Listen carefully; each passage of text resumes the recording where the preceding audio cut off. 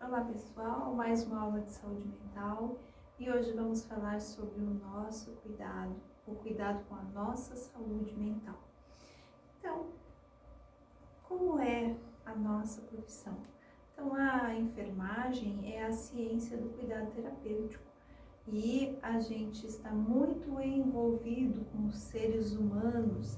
Nós temos na nossa ciência o objetivo de cuidar do indivíduo de forma individual, familiar e comunitária. Então, a nossa profissão ela tem um uma ampla condição de trabalho em várias áreas, né? Nossa função também é desenvolver atividades que promovam a prevenção, a promoção, a reabilitação e a reestruturação da saúde. Se a gente for pensar nas pessoas que nós cuidamos, está ainda muito voltado no individual, fica muito voltado na doença, mas o nosso objetivo é também fazer promoção em saúde. E como vai se fazer a promoção em saúde? Trabalhando na família e na comunidade. Estratégia de saúde da família é muito importante para isso. Cuidar em enfermagem consiste em empregar esforços transpessoais de um ser humano para o outro, visando proteger, promover e preservar a humanidade, ajudando pessoas a encontrar significados na doença, sofrimento e dor, bem como na existência. A enfermagem, ela estimula os seres humanos a se autoconhecerem, a evoluírem. Então, algumas condições de grande sofrimento fazem com que a pessoa cresça e se torne cada vez mais resiliente aos enfrentamentos da vida e se torne cada vez mais forte e mais preparada para todos os desafios da vida. Nossa profissão ajuda os seres humanos a ter esse entendimento a respeito da doença.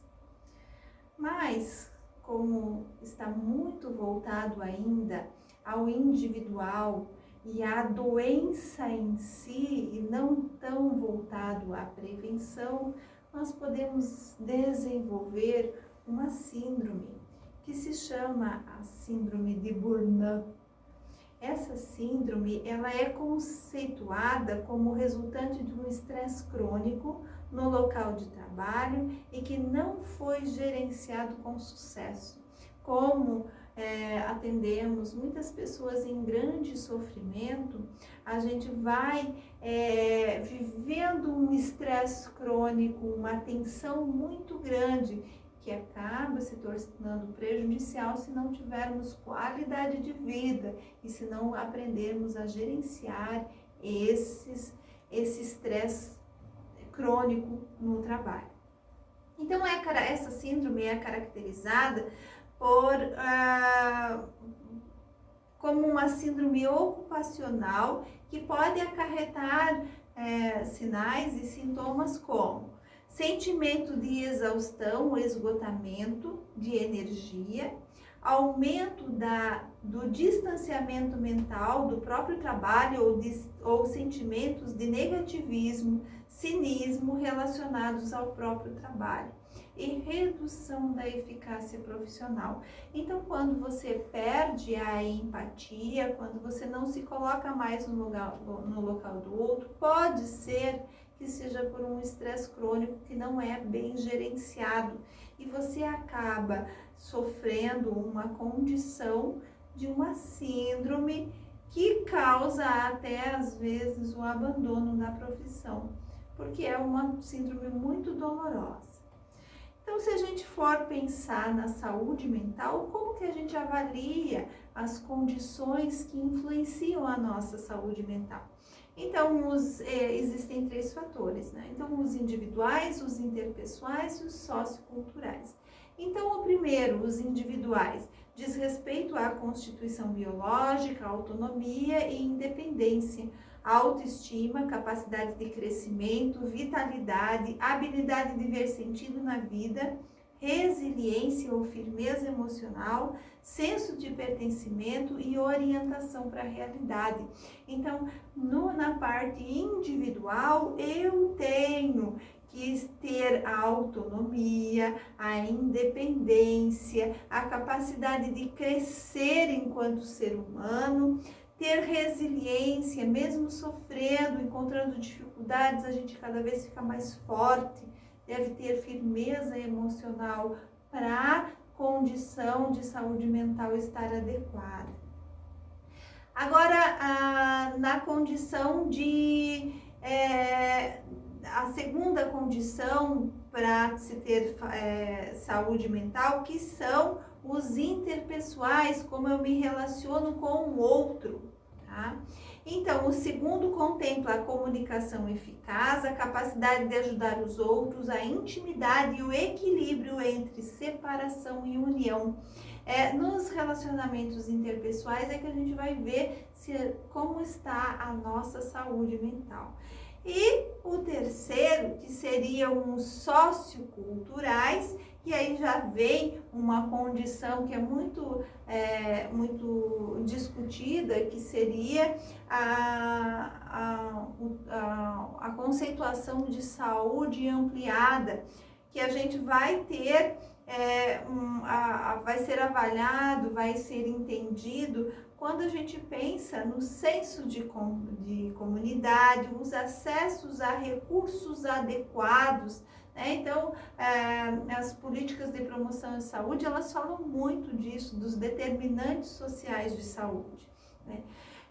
Intolerância à violência, então quando a pessoa não tolera a violência, não podemos tolerar e aceitar a violência, porque senão acabamos desenvolvendo processos ansiosos muito sérios, né? Apoio à diversidade entre as pessoas, domínio do ambiente, uma visão positiva e realista do próprio mundo. A gente sabe que não está bem, mas a gente tem esperança de que o nosso mundo melhore a cada momento. Então, como ter saúde, né? Então, a minha saúde mental nas três instâncias, né? O individual, o interpessoal e o sociocultural. Tudo aquilo que eu já falei antes, né? Nos individuais, a autonomia, a independência, a autoestima, a capacidade de crescimento, a vitalidade, que é extremamente importante para se ter saúde mental, a habilidade de ver sentido na vida. Como é a sua vida? Você acha que tem sentido a sua vida? Tá? Resiliência, você sofreu, mas você se ergueu e ficou mais forte a cada dia. Senso de pertencimento, existem algumas pessoas que não conseguem se sentir pertencentes àquele local, então sofrem com isso. E orientação para a realidade. Nos interpessoais, uma comunicação eficaz. Como é a comunicação com a minha família, com o meu marido, com os meus filhos, com o meu namorado, com os meus pais? Será que eu consigo falar de uma forma adequada? Ou será que eles não compreendem o que eu quero dizer? Ou eu não compreendo o que eles querem dizer? Tá? Capacidade de ajudar o outro. Só quem tem empatia tem capacidade de ajudar o outro. Quem não tem empatia não se coloca no lugar e não vai ajudar. Tá? Intimidade. Existem algumas pessoas que têm muita dificuldade nessa condição aí tão simples e tão invasiva que seria o relacionamento interpessoal com o outro, marido e mulher, mãe e filhos, filhos e pais. E o equilíbrio entre separação e união. Socioculturais, aí vem os determinantes sociais de saúde e as condições de ambiente, né? Então, os recursos adequados, a intolerância, o apoio à diversidade, o domínio do ambiente e uma visão positiva e realista do próprio mundo, da nossa sociedade. Tá? E agora eu vou falar um pouquinho sobre o que como fazer para ter saúde mental, como fazer para enfrentar todas as situações do nosso dia com qualidade de vida. Então, para que a gente tenha qualidade de vida e saúde mental, a gente tem que ter algumas metas para o nosso dia a dia e algumas nortes para a nossa vida. Então, uma das primeiras coisas é determine metas para a sua vida. Então, faça uma listagem de toda e qualquer atividade que lhe fez feliz ao longo dos dias. Crie um cronograma flexível, ajuste seus horários para determinadas atividades e faça planos para o futuro. Então, quando a gente determina as metas e segue essas metas, a gente tem melhor qualidade de vida, porque a gente tem um propósito na nossa vida. Quando eu determino fazer o curso técnico de enfermagem, que são 2 anos e meio, eu me programo para isso. Mas eu sei que depois eu vou ter um diploma, vou poder atuar como um profissional de nível médio, eu posso passar num concurso público, eu posso ter estabilidade. Então, para isso, eu tenho que estudar hoje. E eu tenho que viver o hoje pensando no amanhã. Se eu viver só o amanhã, eu vou estar num processo ansioso. Se eu viver só o ontem e dizer porque eu não fiz isso, vou estar num processo depressivo. Então, para a gente ter qualidade de vida e saúde mental, é importante essas metas para o nosso dia a dia. Não deixe se abater emocionalmente. Vivemos a todo momento sob efeito de múltiplas emoções.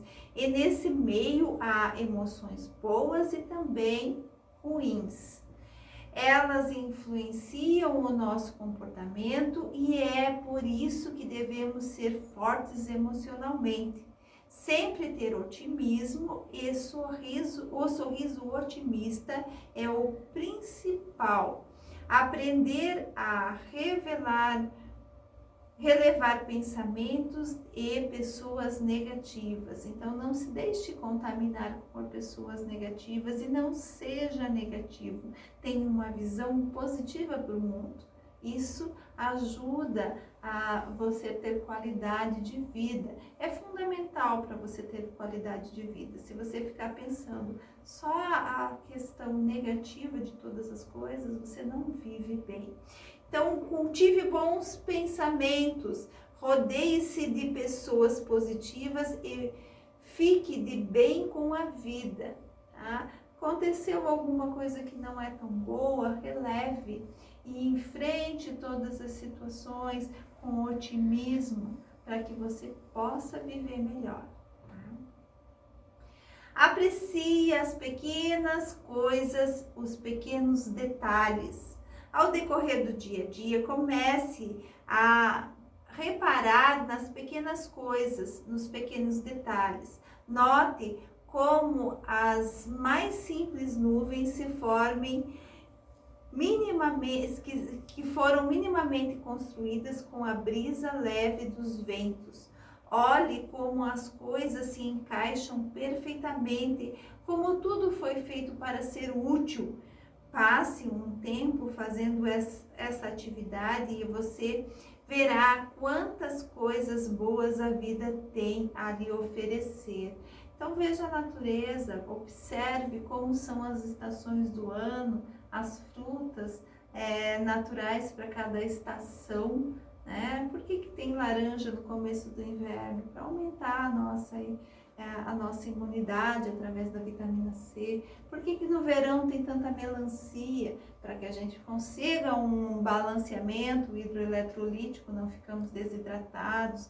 Então, cada fruta ela é fundamental para a sua estação do ano. A natureza é perfeita, só que a gente passa tão despercebido pela vida e esquece desses detalhes. E são detalhes fundamentais para que você tenha qualidade de vida. Faça uma lista de gratidões. Isso é muito importante para você viver bem, tá? Então agradeça. A todos os momentos agradeça. Em silêncio, em um lugar que seja agradável, faça uma lista com as coisas pelas quais você se sente grato. por ter vivido. Pense em qualquer coisa que o faça feliz e anote. Quando você se sentir triste, simplesmente pegue essas anotações e leia para si mesmo. Isso funciona de verdade. Então, quando você começa num processo aí de tristeza, de desesperança, lembre de todas as coisas que você viveu e tendo uma lista, de repente coloca na tua carteira, em algum lugar, você não está bem, pega essa lista e leia. E relembre todas as coisas que te fizeram feliz, que foram importantes para a sua vida. Isso quebra o negativismo e faz com que você vivencie as dificuldades de uma maneira positiva. Gratidão transforma tudo o que temos em suficiente. Então, quando você perde um ente querido, você não deve se revoltar com as situações e sim agradecer por ter vivido com ele todos os momentos que vocês dois se proporcionaram. Então, a lista de gratidões ela é fundamental para a nossa vida, para que a gente possa viver e ter qualidade de vida.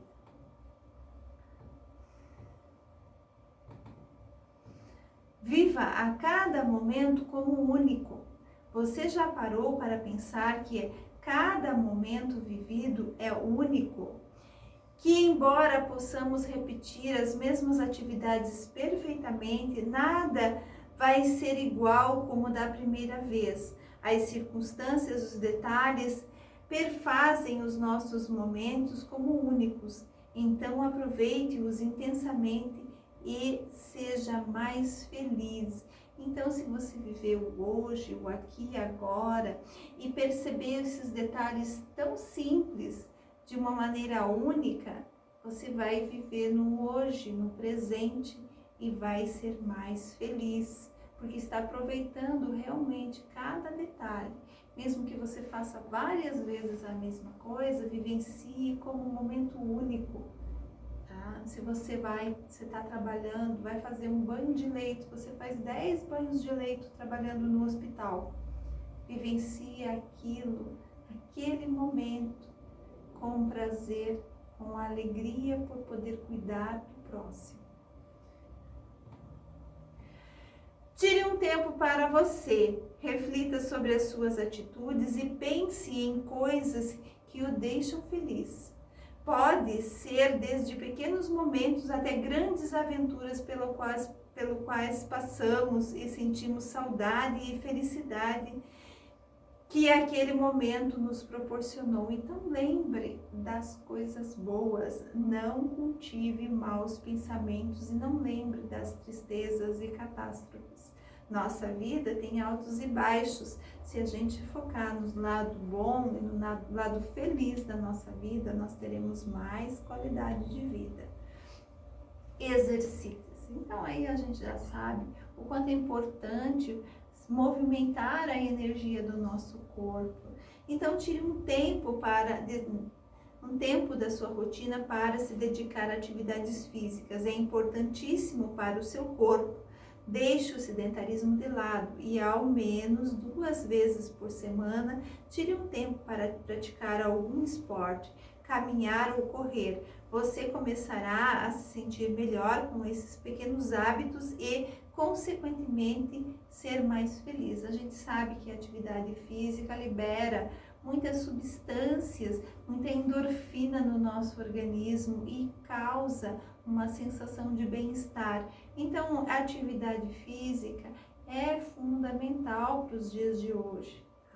Ela faz com que a energia do nosso corpo circule, a sensação de bem-estar apareça e as sensações de tristeza, depressão e ansiedade vão se afastando. Alimente-se bem. Pessoas que comem qualquer coisa e não prestam atenção para o que estão se alimentando, comem de forma errada, muito produto industrializado, sofre com isso. Tá? Então, ingerir uma quantidade adequada de alimentos saudáveis. Lembre, olha, ele tem um prato de comida, então Quando for comer, lembre das frutas, das verduras, né? Separe a sua alimentação. Lembre que você precisa de proteína, lembre-se que você precisa de carboidrato, mas em pequenas quantidades do carboidrato, porque é só glicose. Vitaminas são importantes, né? Vitaminas, sais minerais, proteínas, tá? Então faça um prato bem surtido na sua alimentação. Pessoas que comem apenas um tipo de alimentação, então não gostam de outros, né? Lembre-se, quando você não gosta porque você não está acostumado a comer.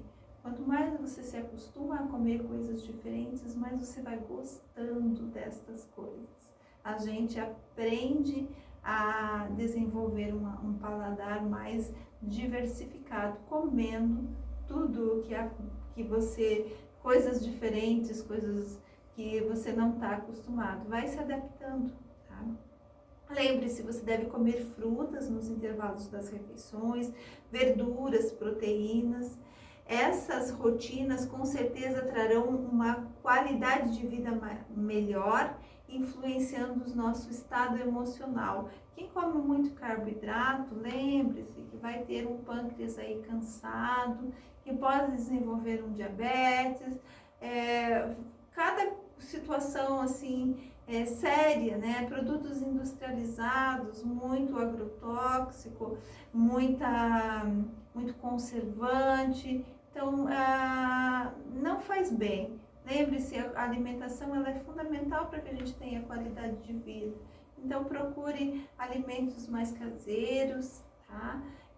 Pelo menos ou se você não pode comer todo dia uma comidinha caseira, mas pelo menos 1 a 2 vezes na semana, tire esse tempo para você.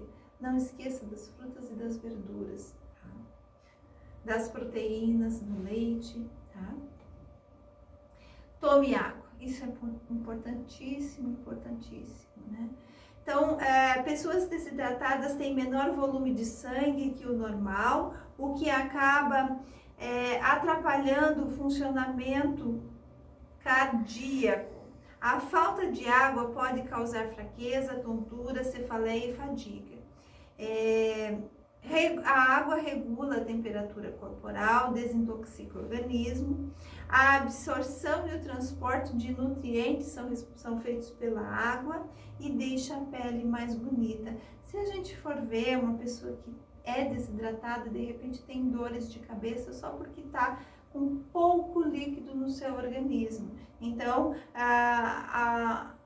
uma das condições fundamentais para que você tenha qualidade de vida e saúde mental é estar hidratado, suas células trabalhando de uma forma adequada.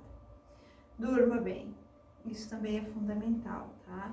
Dormir bem contribui para a melhora do metabolismo, auxilia na disposição, previne doenças crônicas e melhora a memória. A pessoa que tem uma dificuldade de memória pode ser por falta de um sono adequado e reparador. Uma noite de sono mal dormida pode aumentar a necessidade do corpo por insulina em até 30% de um dia para o outro. É como ter comido um prato de macarrão, levando ao ganho de peso a longo prazo. Então, algumas pessoas são obesas porque não dormem bem e comem inadequadamente. Então, quando a pessoa não dormiu bem, ela tem uma necessidade maior de se alimentar. Pessoas que dormem menos que as suas necessidades se sentem cansadas e fadigadas. Então, lembre-se, você precisa fazer higiene do sono e você deve dormir de uma forma adequada, no horário certo, para respeitar o seu ciclo, né, diário, o ritmo circadiano, que é o horário de dormir, o horário de levantar e dormir não com uma televisão ligada, não com o celular perto, realmente um quarto escuro, sem barulho e dizer agora é o momento de eu dormir, relaxar.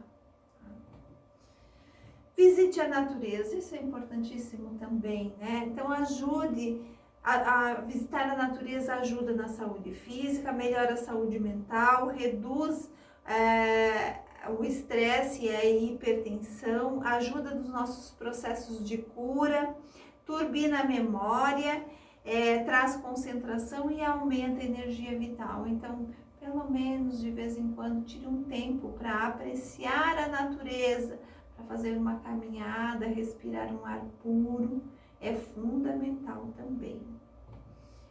Medite. Então, as meditações, eu já ensinei vocês a respeito das meditações guiadas, elas são importantíssimas para a nossa vida, elas diminuem o estresse, a meditação ajuda em atividades multitarefa, em ambientes estressantes, melhora a função imunológica, reduz a probabilidade de sintomas relacionados à depressão em adolescentes, acho que em todas as pessoas, né? Se você medita, você diminui seu potencial para estar deprimido. Ajuda na qualidade do sono, melhora a cognição, o seu pensamento fica mais claro. E a meditação ajuda na memória de trabalho enquanto reduz os pensamentos vagos. Então, quando você aprende e foca atenção e se esforça para meditar, você traz uma concentração no aqui e no agora e não fica com aquele turbilhão de pensamentos, uma síndrome do pensamento acelerado, onde vem um pensamento depois do outro e você não sossega, você não relaxa. Então, a meditação, ela faz com que você aprenda a reduzir essa quantidade de pensamento que não leva a nada. Espiritualidade também, né? Fundamental. Não estou falando que você precisa ser da minha religião ou de outra religião, mas a espiritualidade pode ser conceituada como a busca particular e constante por algo que dê um novo significado para a vida, para além das coisas materiais, a partir de uma experiência transpessoal, que potencializa a prática do amor fraterno, da paz e compaixão, reconduzindo o ser humano ao caminho da felicidade e da harmonia. Então, quando a gente tem fé e tem esperança, quando a gente acredita que não estamos aqui por acaso e que somos pertencentes do todo, isso traz uma sensação de harmonia, de equilíbrio. A espiritualidade faz isso. Tá? As religiões são um caminho para que a gente encontre a espiritualidade, mas não é necessário que você tenha uma religião para ser espiritualizado. Autoconhecimento, isso também fundamental, tá? O autoconhecimento ou o conhecimento de si é a investigação de si mesmo. Ela envolve o uso da autoconsciência e do desenvolvimento da autoimagem. O que é isso, então? Como eu faço para me conhecer? Eu conheço as minhas potências, os meus limites e enfrento e vou estimulando cada vez mais as minhas potências e trabalhando os meus limites para superá-los. Né? Também pode ser um projeto ético quanto o que se busca e a realização de algo que leve o sujeito a ser mestre de si mesmo e, consequentemente, um ser humano melhor. Quando eu me autoconheço, eu sei até onde eu posso ir e tenho por objetivo a evolução do ser humano. Tenha contentamento. O que é isso? Como eu faço para viver em contentamento nas situações do dia a dia? Não se pode classificar completamente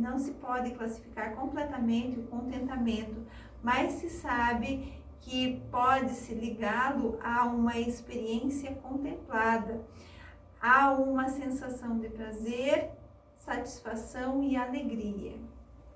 Como é um contentamento? O professor Hermógenes traz aqui. Aceito-me como sou e só assim consigo saber o que sou e o que em mim preciso transformar. Sinto-me tranquilo mesmo, me reconhecendo pobre e carente de perfeição. Ao contentar-me, conquisto paz e com paz o remédio. Então quer dizer o quê? Mesmo que esteja difícil, eu tenho uma felicidade, uma paz interior. Existem momentos na vida em que a gente tem que aceitar as situações e as dificuldades, mas não perder essa alegria de viver. Isso quer dizer contentamento. Tá? E a empatia, né? Empatia, que é uma das condições que eu trago em todas as nossas aulas, que a empatia envolve 3 componentes: o afetivo, o cognitivo e reguladores das emoções. O componente efetivo baseia-se na partilha e na compreensão de estados emocionais de outros. O componente cognitivo refere-se à capacidade de deliberar sobre os estados mentais de outras pessoas. Então quer dizer o quê? Quando eu me coloco no lugar do outro, eu percebo como esse outro precisa ser cuidado. Essa é a nossa profissão, né? A gente tem que sempre se colocar no lugar do outro para fazer um cuidado com qualidade. Pessoas que não têm empatia não conseguem trabalhar com plenitude na enfermagem e não têm qualidade de vida, porque são egoístas. Tá? A partir do momento que a gente desenvolve a empatia, a gente tem uma paz interior. A enfermagem é um dom. Utilize em benefício de todos os seres humanos. Cuide de cada pessoa como estivesse cuidando da pessoa que você mais ama. Leve essa frase para todos os momentos da sua profissão. É importantíssima para você fazer um cuidado com qualidade. Tá? Lembre, quando você for cuidar do outro, pense que é alguém da sua família, os seus filhos, os seus pais, e assim você vai cuidar de uma forma adequada. E aqui, para finalizar, eu trago o juramento que Florence escreveu há quantos anos, e provavelmente no dia da formatura de vocês, vocês também vão fazer esse juramento. Então, juro solenemente dedicar a minha vida profissional ao serviço da pessoa humana, exercendo a enfermagem com consciência e dedicação.